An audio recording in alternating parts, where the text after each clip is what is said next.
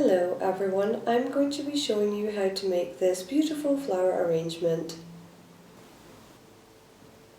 To begin this arrangement, I would add some oasis for artificial flowers, pop a little bit at the bottom to keep the flowers in place, and then I would just gently place the flowers in to the oasis with some greenery.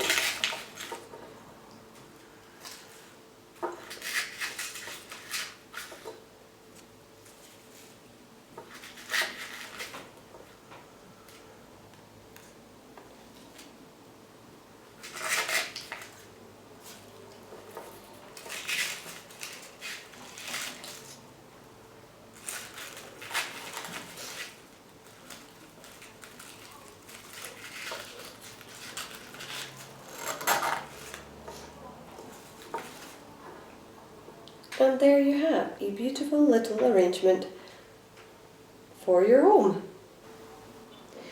Thank you everyone for watching my video. If you would like to see more videos on flower arranging, please subscribe.